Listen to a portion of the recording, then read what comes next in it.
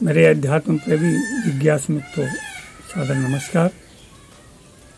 ये संसार ऐसा नहीं है कि आपको आसानी से सत्य की ओर जाने दे, आपको अच्छे मार्ग पर बढ़ने दे। वो जब आप अपने रास्ते पर बढ़ने लगेंगे, उन्नत की तरफ बढ़ेंगे, विकास की तरफ बढ़ेंगे, अपनी प्रगति की तरफ बढ़ेंगे, तो कुछ न कुछ रोड़े जरूर अटकाना शुरू कर देगा। यह मनुष्य की स्वाभाविक प्रवृत्ति है। अगर आप इस प्रवृत्ति में फंस गए तो आपका विकास निश्चित रूप से रुक जाएगा। तो आपको अपने विकास को आगे बढ़ाने के लिए आपको आगे बढ़ना होगा। इन झांसों में नहीं आना होगा, इन लोगों के बहकावे में, इन लोगों के टुटके में, इन लोगों की बातों में नहीं आना होगा। आपको सजग रह करके दृढ़ता के साथ, पूरी दृढ़ मनस्कता के साथ अपने लक्ष्य पर आगे बढ़ना होगा। कभी भी दिखावा मत करें। दिखावा करने का मतलब है आपकी जेब में 10,000 रुपए हैं और आप मार्केट गए, आपको एक पर्स खरीदनी है, दुकानदार ने आपको 10,000 की पर्स दिखा दी।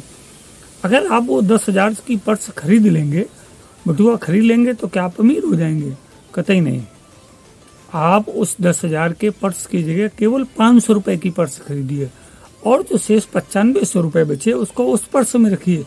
तब आप अमीर कहलाएंगे, तब आप बुद्धिमान होंगे, तब आप चतुर होंगे, तब आप अपने आप में अपने आप को सपोर्ट दे पाएंगे, अपने आप को सहारा दे पाएंगे। जीवन में 3 बातें बहुत आवश्यक है: अटलता, दृढ़ता और अध्यवसाय। इन सब चीजों का बार बार हमको जीवन में अभ्यास करना पड़ेगा। हॉकी के जादूगर कहे जाने वाले मेजर ध्यानचंद जब वो अभ्यास करते थे तो कार की टायर के बीच से एक गेंद को कम से कम 500 बार निकालते थे और उनका पूरा फोकस उस टायर के बीच से गेंद को निकालने से होता था और वो गेंद टायर के आवरण को कहीं छू न पावे, उसके बिल्कुल बीचों बीच से निकले, तब वो हॉकी के जादूगर बने। सचिन तेंदुलकर क्रिकेट की महान हस्ती थे। वो ऐसे ही नहीं बन गए। सुबह 3 बजे उठते थे और 3 बजे उठ करके गहन अभ्यास करते थे। जब लोग सोते थे तब वो अभ्यास करते थे और अभ्यास करते करते इस स्तर पर पहुंचे कि क्रिकेट के भगवान तक कहे जाने लगे। स्वामी रामतीर्थ, जिन्हें बचपन में तीर्थ राम कहा जाता था, गणित और फिजिक्स में बहुत होशियार थे, परंतु अंग्रेजी उनकी बिल्कुल शून्य थी। एक सेठ ने एक बार उनसे कहा कि अगर तुम बीए में फर्स्ट क्लास ला करके दिखा दोगे तो तुम्हें स्कॉलरशिप के साथ इंग्लैंड भेज देंगे आगे पढ़ने के लिए। तो उन्होंने बीए की परीक्षा दी। सारे विषयों में, गणित में, फिजिक्स में, अन्य सारे विषयों में 100 में 100 नंबर, परंतु अंग्रेजी में फेल हो गए। परंतु वो निराश नहीं हुए, उन्होंने पुनः अभ्यास किया और जब दोबारा परीक्षा दी तो अंग्रेजी में 100 में 100 नंबर आए। ये अभ्यास की बात थी। दृढ़ता से, अटलता से, सजगता के साथ उन्होंने अध्यवसाय किया, अध्ययन किया और अपने को उससे पार कर ले गए। यही बात थॉमस एल्वा एडिसन की भी आती है। थॉमस एल्वा एडिसन ने अपने जीवन में 2500 आविष्कार किए, 2500, परंतु क्या वो बचपन से, शुरुआत से ही सारे आविष्कारों में पारंगत थे? नहीं। वो बचपन में सैकड़ों आविष्कारों में सैकड़ों बार फेल हुए और जब फेल होते रहे तो उन्होंने अपनी असफलता नहीं स्वीकार किया, बल्कि उस असफलता को उन्होंने चुनौती के रूप में स्वीकार किया और उससे आगे बढ़ते चले गए और विश्व प्रसिद्ध आविष्कारक बन गए। कबीर वृंद का एक दोहा यहाँ पर याद आ गया: करत करत अभ्यास के जड़मत होत सुजान, रसरी यावत जाते सिल पर परत निशान। कबीर वृंद ने ऐसा ही नहीं लिखा था, इस दोहे को उन्होंने लिखा था संस्कृत के उस महान वैज्ञानिक के उदाहरण देकर के, जो बचपन में जब स्कूल गया था तो उसका पढ़ने में मन नहीं लगता था और मन ही नहीं लगता था, वो स्कूल से भाग जाता था। अध्यापकों ने उससे कह दिया था तुम चले जाओ यहाँ से।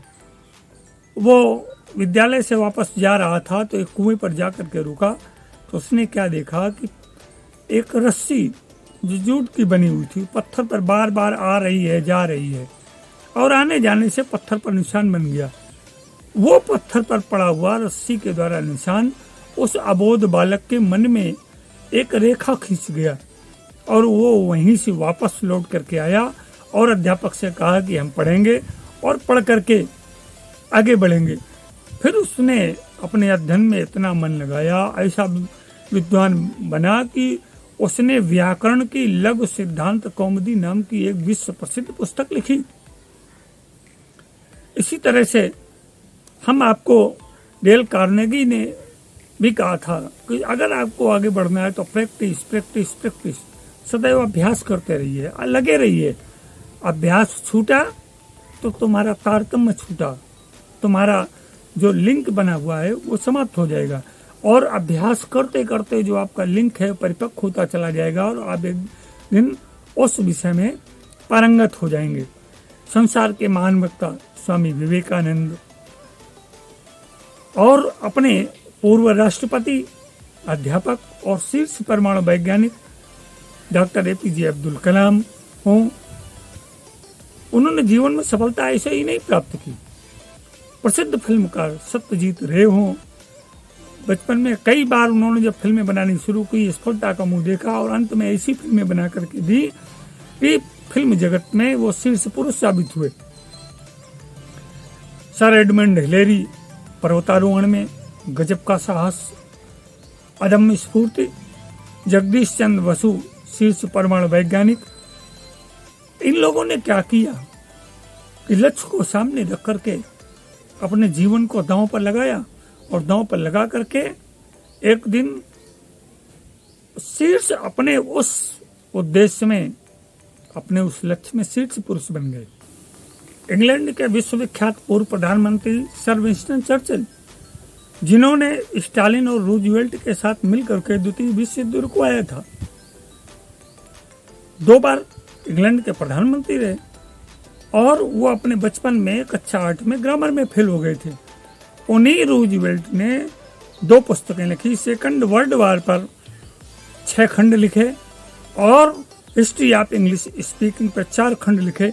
इन पुस्तकों ने उन्हें अमर बना दिया और इतने अमर हो गए कि उनकी इतनी डिमांड बढ़ गई कि लोग उनको वर्षों पहले बुलाते थे, तब कहीं उनका नंबर लग पाता था। एक बार न्यूयॉर्क में उनको स्पीच देने के लिए बुलाया गया तो बहुत सारे लोग उनके नाम पर इकट्ठे हो गए और जब वो खड़े हुए तो खड़े होकर के उन्होंने 3 शब्द बोले केवल, never never never give up. कभी भी प्रयत्न करना मत छोड़िए, कभी भी प्रयत्न करना मत छोड़िए, कभी भी प्रयत्न करना मत छोड़िए। और इतना कह करके बैठ गए। लोगों ने सोचा कि शायद इससे कुछ आगे भी कहेंगे, परंतु वो वहीं बैठे रहे और उन्होंने वहीं से हाथ हिला करके कहा, that's it, it's my message. यही सब कुछ है, यही मेरा संदेश है कि अभ्यास में लगे रहिए और जिस दिन आपका अभ्यास परिपक्व हो जाएगा तो आप बहुत आगे बढ़ जाए। महान वक्ता डेमोस्थेनीज, बचपन में जब उन्होंने मन में उमंग उठी कि हम भी भाषण दें और भाषण दे करके प्रसिद्ध हो, तो उन्होंने जगह जगह छोटे छोटे टुकड़ों में लोगों को इकट्ठा करके भाषण देना शुरू किया। लंदन के पार्क में जाकर के उन्होंने लोगों को इकट्ठा किया और भाषण देना शुरू किया। जैसे ही 5 मिनट बीते, लोग उनके पास से जाने लगे और 5 मिनट के बाद सारे लोग वहां से हट गए। इसके पश्चात वो निराश नहीं हुए, वो थोड़ा हकलाते थे, तो वो एक वैद्य के पास गए और वैद्य के पास जाकर के उन्होंने कहा कि हमारी 3 कमियां हैं, कृपया आप उसे दूर करिए। वैद्य ने उन्हें छोटे छोटे टुकड़े पत्थर के दिए और कहा कि इन्हें जीभ के नीचे रख करके जाइए, समुद्र के किनारे जाइए और लहरों से अभ्यास करिए। आती हुई लहरों को जोर जोर से सुनाइए, जाती हुई लहरों को धीमे से सुनाइए। डेमोस्थेनीज ने यही करना शुरू किया और धीरे धीरे उनका अभ्यास इतना बढ़ गया कि अब तो संसार भर में वो महान वक्ता बने। जिधर जाते थे उनके पीछे लोगों की भीड़ भाड़। खत में स्वामी विवेकानंद, जिन्हें विश्व प्रसिद्ध योगी और वक्ता कहा गया, उन्होंने तो अपने भाषण से जादू ही कर दिया था। स्वामी योगानंद ऑटोबायोग्राफी लिख करके विश्व प्रसिद्ध हो गए और उन्होंने विदेश में रह करके, अमेरिका और विदेश पश्चिमी देशों में जा करके योग को शीर्ष स्तर पर पहुंचा दिया। स्वामी राम तीर्थ, जो स्वामी विवेकानंद से 10 वर्ष उम्र में छोटे थे, जिनकी दुर्भाग्य से 1906 में एक चक्रवात में फंस करके ऋषिकेश में मृत्यु हो गई थी। बचपन में गणित में बहुत कमजोर हुआ करते थे, पर धीरे धीरे उन्होंने अभ्यास किया और अभ्यास के बल पर अध्यापक बने, प्राध्यापक बने और उन्होंने नौकरी छोड़ करके जीवन से संन्यास लेकर के परमात्मा ध्येय में अपना मन लगा दिया। भारत के आधुनिक युग पुरुषों में लाला लाजपत राय का नाम सम्मान के साथ लिया जाता है। नेताजी सुभाष चंद्र बोस ये ऐसे ओजस्वी वक्ता थे कि जिनकी एक एक बात पर तुम मुझे खून दो मैं तुम्हें आज़ादी दूंगा, ऐसे शब्द कहकर के नेताजी सुभाष चंद्र बोस ने जनमानस को हिला डाला।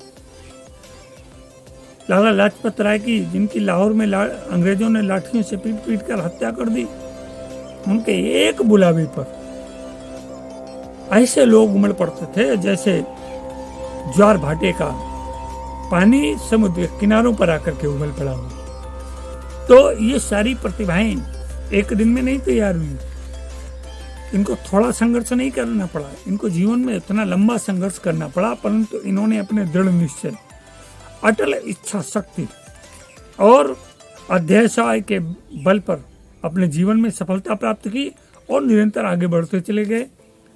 तो मेरे आध्यात्म प्रेमी जिज्ञासु मित्रों, आप भी इन लोगों से सीख लेकर के अपने जीवन में कुछ नया कर सकते हैं। सफल जीवन की यात्रा YouTube चैनल के इस अंक में बस इतना ही। राजन आचार्य का सप्रेम अभिवादन।